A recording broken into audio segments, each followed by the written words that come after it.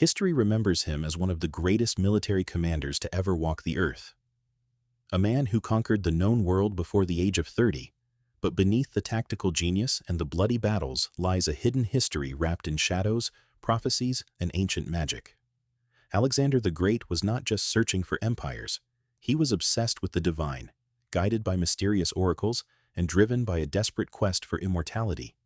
Ancient Eastern legends whisper that his ultimate campaign was not for land, but for the elusive water of life, a mythical spring hidden at the very edge of the world that could grant eternal youth.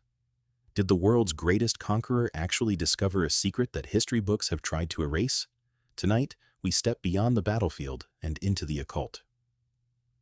Welcome to Night Chronicles. Are you ready to learn the truth? To understand the mystical nature of Alexander, we must look at the dark omens surrounding his very birth. According to historical accounts, the night Alexander was conceived, his mother, Olympias, dreamed that a thunderbolt fell upon her womb, kindling a great fire that spread across the lands. Olympias was not an ordinary queen. She was a devout follower of the ecstatic, mysterious cult of Dionysus. Often sleeping with wild snakes in her bed, she constantly whispered a secret into the young prince's ear, that his true father was not King Philip of Macedon, but Zeus Ammon, the supreme king of the gods who had visited her in the form of a great serpent. This divine spark consumed Alexander. From his earliest childhood, he did not believe he was merely a man destined for a throne. He truly believed he was a demigod, a living myth, and that the universe itself was shifting to clear his path to eternity. As Alexander marched his army into the mysterious lands of Egypt, his obsession with his divine heritage led him deep into the scorching Libyan desert. He abandoned his army to make a perilous, near-fatal journey to the isolated oasis of Siwa. There stood the ancient temple of the Oracle of Ammon, a powerful seer feared across the Mediterranean.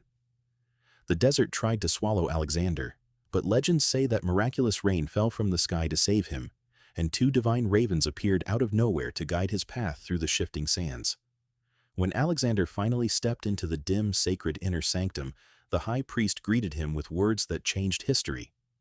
The oracle addressed Alexander not as a mortal king, but as the literal Son of God. Alexander asked two questions.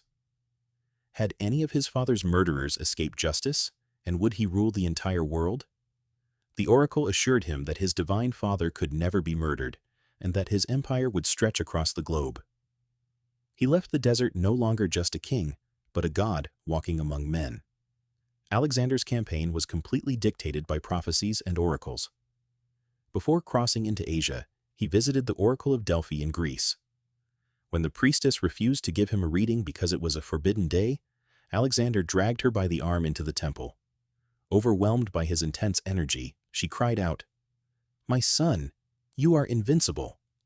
Alexander smiled, let her go, and declared that he had received the only prophecy he needed.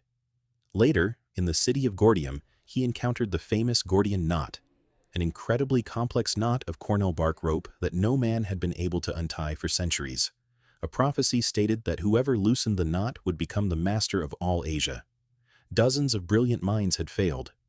Alexander stood before it, looked at the tangled mess, and realized that the method did not matter. He drew his sword and with one powerful, decisive stroke, slashed the knot in half. The cosmos seemed to answer with a massive thunderstorm that very night, confirming to his terrified enemies that the gods had chosen Alexander to rule. But the deepest, most guarded secret of Alexander's life belongs to Eastern mysticism and Islamic traditions, where he is remembered as Dhul Qarnayn, the two-horned king. As his conquests pushed further into India and the uncharted territories of the East, Alexander became terrified of his own mortality.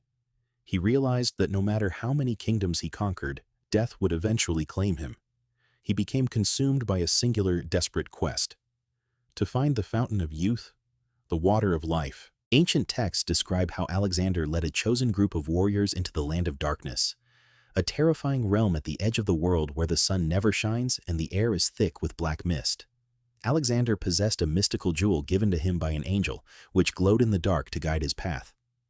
He sent his trusted advisor and mystic, Al-Khidr, ahead of him to scout the terrain.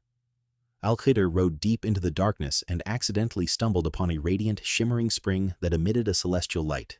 He drank from the water, and instantly his soul became immortal, His skin took on a glowing green hue, and his eyes saw the secrets of the universe. When Al-Qadr rushed back to find the king, a terrible cosmic shift occurred. The earth shook, the black mist grew dense, and the path to the immortal spring vanished forever. No matter how hard Alexander searched, no matter how many tunnels his men dug through the dark mountains, the water was hidden from him. The universe had decided. Alexander was meant to conquer the physical world, but immortality belonged only to the spiritual chosen. Broken by his failure to defeat death, Alexander returned from the edges of the earth. Soon after, at the young age of 32, a mysterious, sudden illness struck him down in Babylon. Some say it was poison, others say it was malaria, but mystics believe the gods simply called back the soul of the man who had dared to seek their eternal secrets. Was Alexander the Great truly a divine soul sent to unite the earth? Or was he a mortal driven mad by ancient prophecies and a desperate search for a life he could never possess? His empire crumbled within days of his death, but his myth remains immortal. If you enjoyed this chronicle, make sure to like the video and leave a comment below. Do you think Alexander actually found something in the land of darkness?